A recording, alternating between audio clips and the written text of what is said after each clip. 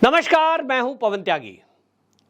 संयुक्त किसान मोर्चे ने एक बार फिर से घोषणा कर दी है कि हम एमएसपी पर सरकार से कानून बनाने की बात करते हैं। हमको कानून पर गारंटी चाहिए, माने एमएसपी पर गारंटी दे सरकार, एक कानून बनाए।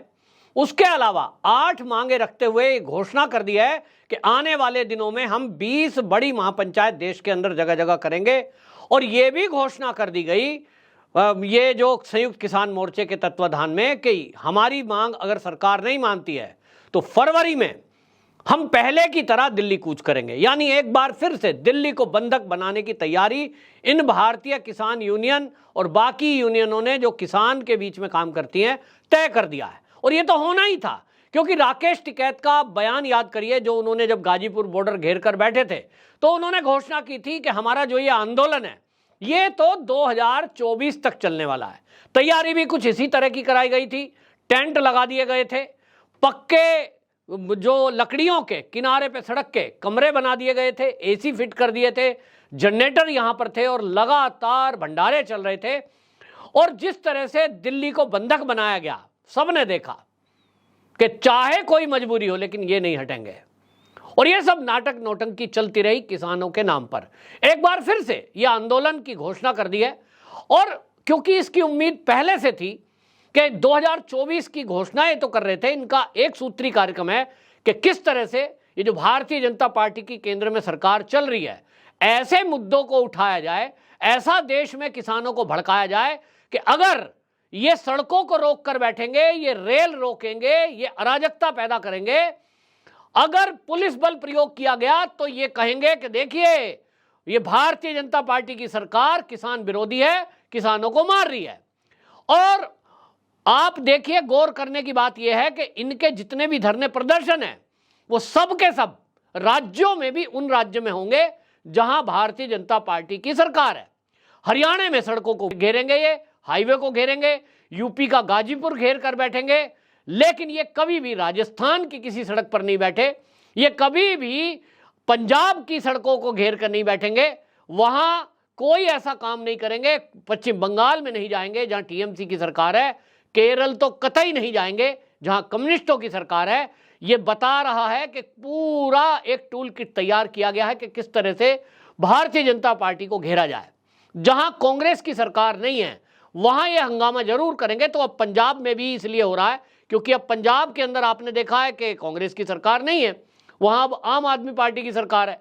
तो इसलिए पंजाब में फिर से एक बार वो चीज शुरू हुई है, क्योंकि अब दिखाई दे रहा है कि आम आदमी पार्टी और कांग्रेस में जो विधानसभा चुनाव में अब हमने देखा है कि कुछ खटपट हो गई है, जिससे लगने लगा है कि अब 2024 का लोकसभा चुनाव आम आदमी पार्टी और कांग्रेस अलग अलग लड़ेगी।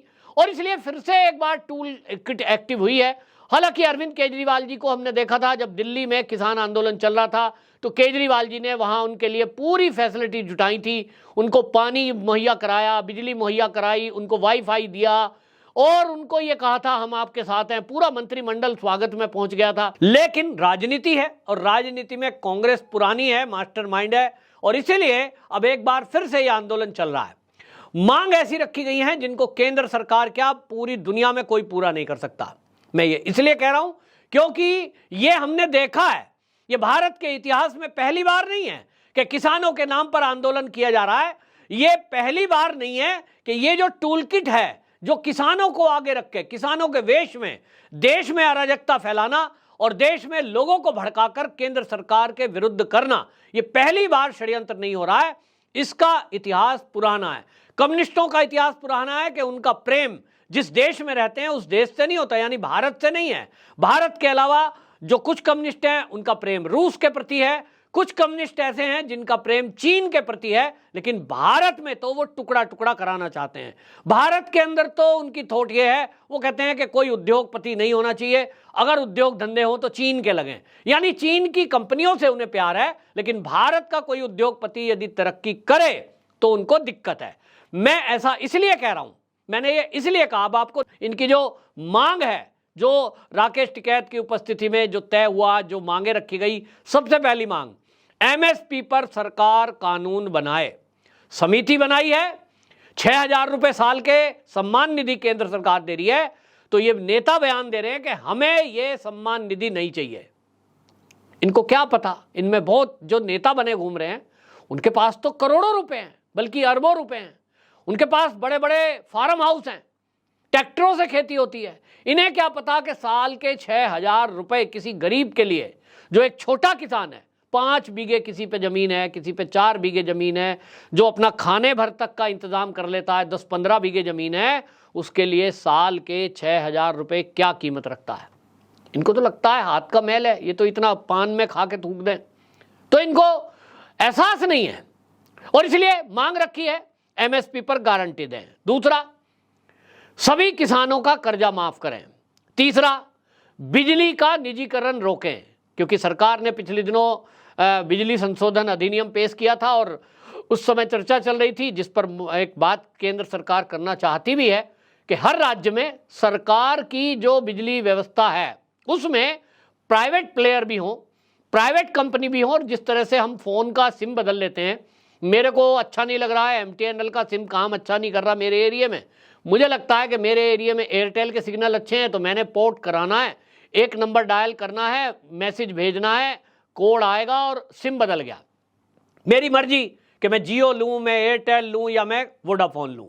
अब ये चेंज करने का जो सुविधा है, इसके कारण से आज आप देखिए कि मोबाइल फ़ोन की व्यवस्थाएं कितनी बदल गई और मोबाइल कॉल भी कितनी सस्ती हो गई हैं। आज हालत ये है कि हम लोग डेली 1.5 से 2 GB डाटा यूज़ कर रहे हैं, महीने में 400 रुपये के आसपास में। जबकि अभी वो ज़माना भी हमने देखा है, मैंने तो खुद वो शुरुआत जब चली थी, 14 रुपये out going call, incoming call 8 रुपये, यूं नेट उड़ जाता था, 2G नेट होता था। आज 5G नेट चला रहे हैं। कैसे हुआ? कंपटीशन से। केंद्र सरकार, मोदी सरकार निजी कंपनियों को बिजली व्यवस्था सौंपकर ये कंपटीशन करना चाहती है, जिससे उपभोक्ता का फायदा हो। लेकिन इसमें चीन की कंपनियां तो नहीं आएंगी, ये तय कर दिया गया है। और इसमें जब चीन की कंपनी नहीं आएंगी, विदेशी कंपनियों को नहीं ये दिया जाएगा व्यवस्था, ये केंद्र सरकार ने तय कर दिया, तो इसका विरोध तो लाजमी है। क्योंकि कोई ऐसा काम जो भारत के उद्योगपति का फायदा करता हो, भारत का लाभ होता हो, भ्रष्टाचार पर लगाम लगाई जाती हो, इनको दिक्कत होगी। क्योंकि आप सोचिए, ये कह रहे हैं सरकारी ही रहे, क्या फायदा है इससे?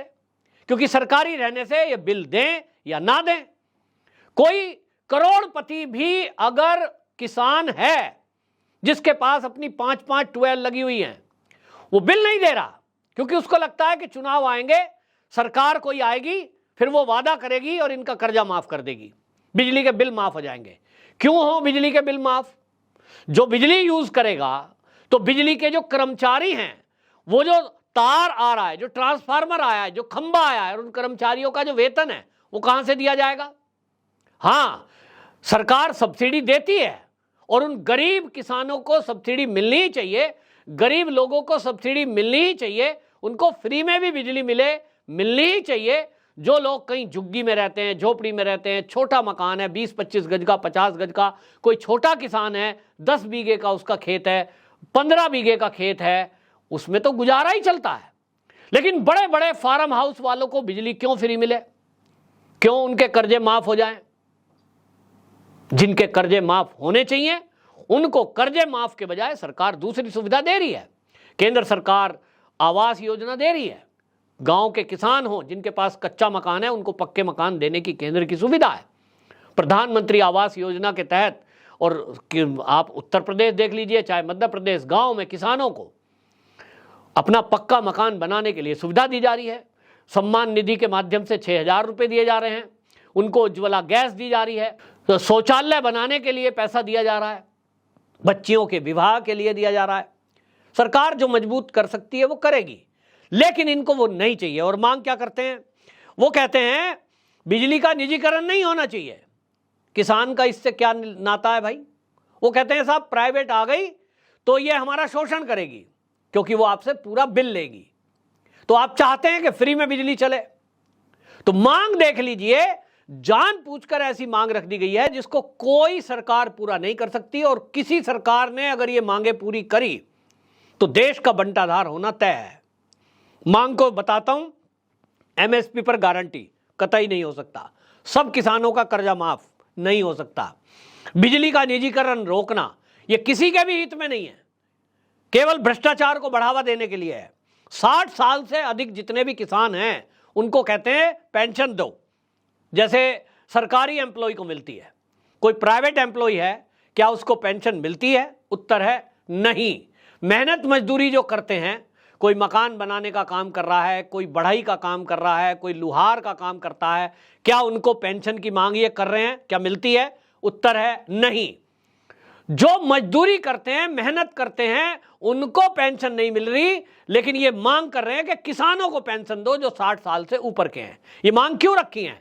ये इसलिए रखी गई कि ये मांग पूरी होंगी ही नहीं, और जब मांग पूरी नहीं होगी तो ये हड़ताल करेंगे और देश के किसानों को बरगलाएंगे कि आप हमारे साथ आइए, आप सड़कों पर बैठिए, आप रेल को रोकिए और देखिए हम सरकार को झुका देंगे, और अगर सरकार नहीं झुकती है तो सरकार बदल देंगे।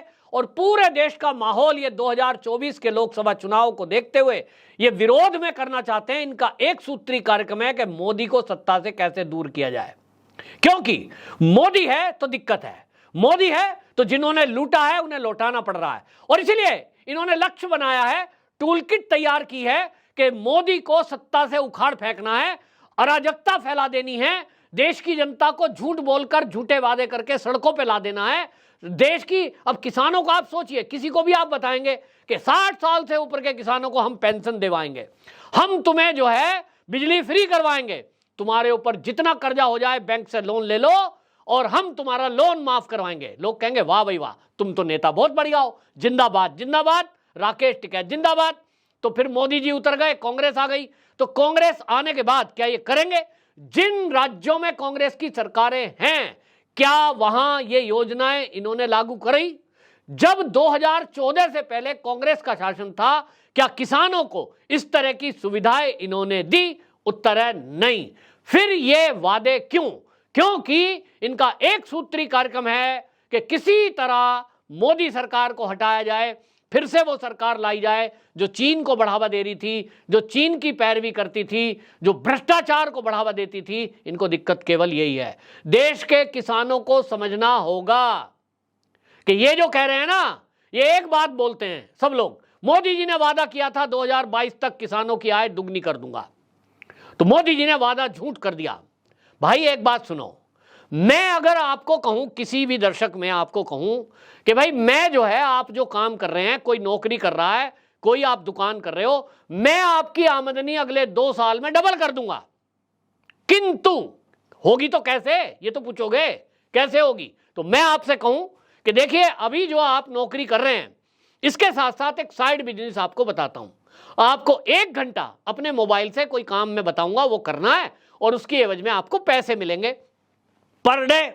कोई दुकान करता है, मैं उससे कहूंगा कि आपकी परचून की दुकान है, लेकिन मैं साथ के साथ आपकी दुकान में आपको सलाह दे रहा हूं कि भाई वहां क्या करो, ब्रेड भी बेचो, वहां एक जूस का कॉर्नर लगा लो, वहां पे दूध भी रख लो, और मैं उसको कुछ आइडिया दे दूं कि आप इसके साथ ये सामान भी बेच लो। वो कहेगा साहब देखो, जो आप आइडिया दे रहे हो ना, ये तो मैं करने से रहा, मैं जो परचून की दुकान कर रहा हूं, करूंगा परचून की, मैं ब्रेड दूध नहीं बेचूंगा साथ में। ये जो आप कह रहे हो ना कि गेहूं भी बेच लो, चावल भी बेच लो, ये इसके साथ, मैं ये नहीं करने वाला हूं, पर मेरी आय डबल करके बताओ।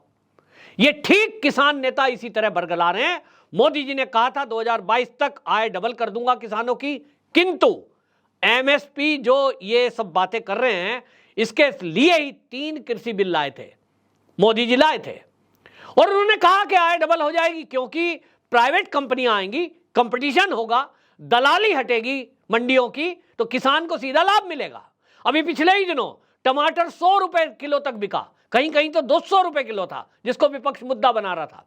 लेकिन उसी समय आप याद करिए किसान को क्या मिल रहा था, किसान को उस टमाटर का मात्र 20 से 30 रुपए किलो पर मिल रहा था।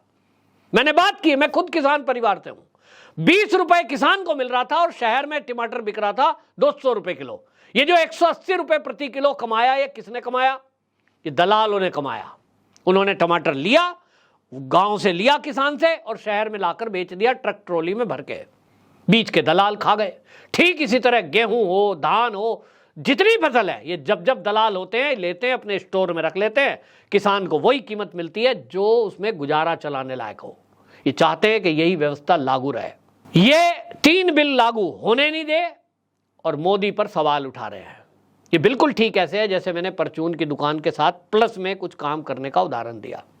ये है पॉलिटिक्स, ये है कांग्रेस की टूल किट, और कांग्रेस नहीं, साथ में कम्युनिस्टों की टूल किट। आप इस मुद्दे को समझिए और इन किसानों के बहकावे में आना नहीं है। ये सड़कों पर बिठाकर जिस तरह का तांडव करते हैं, जिस तरह का कानून का उल्लंघन करते हैं, उससे होता कुछ नहीं है और केवल इन नेताओं की जेब भरती है। आपकी क्या राय है? कमेंट बॉक्स में जरूर बताएं। वंदे मातरम।